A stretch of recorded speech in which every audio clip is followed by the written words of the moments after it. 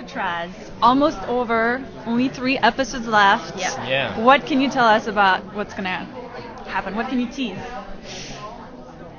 Iconic car chase. It's happening in 13, and it's going to be awesome. And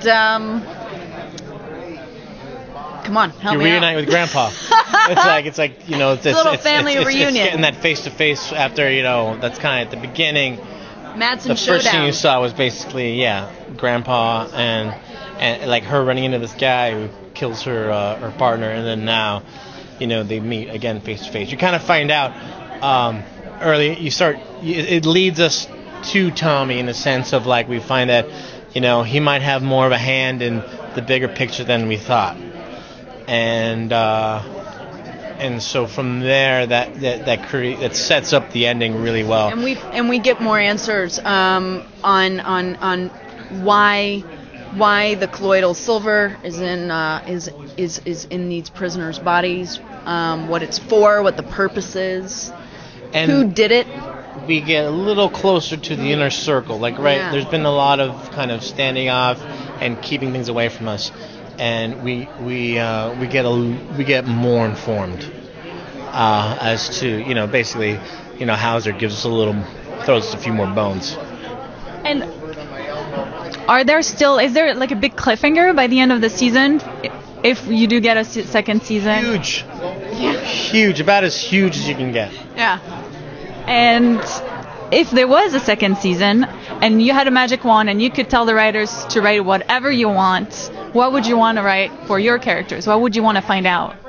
I mean, I would like to find out about our character. I'd like to find out more about my character. I'd like to know, I'd like to know more about her family and what she does when she's not on solving cases, and you know, just those. Yeah, those we've kind been of really things. busy chasing and investigating and catching people, and so a little more of, you know, who they are, where they come from, and why they do what they do on a like more character level.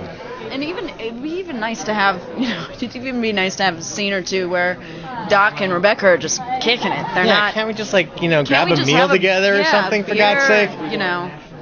Kind of going off of that, are we going to find out about Soto's trauma as a child? I hope so. At some point, probably.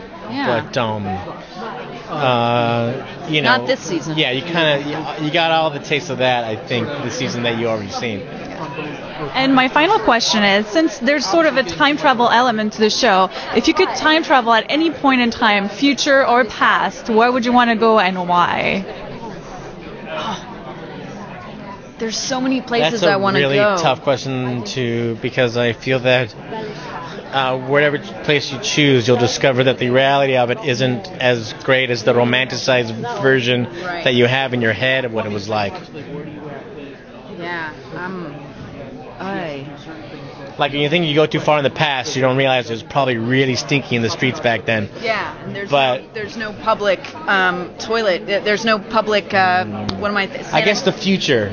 If it wasn't too much of a culture shock. I don't want to go to the future because if I don't get to go with the people that I care about, like if I have to go by myself, you know, at least the past. You can come back. You don't have to stay there. You just gotta go and just be like, oh look, you all figured this stuff out. Oh good. Yeah. I think I'd rather. Oh go good, to the you future. didn't burn the earth up. That's good to know. Yeah, you know, there's still water on this planet. Excellent. I think it also depends on your power position. Like, are you coming back as someone with a lot of money, or are you coming back as someone that's like a dignitary, or you know, a monarch? Or are you coming back as a peasant and you have no freedom?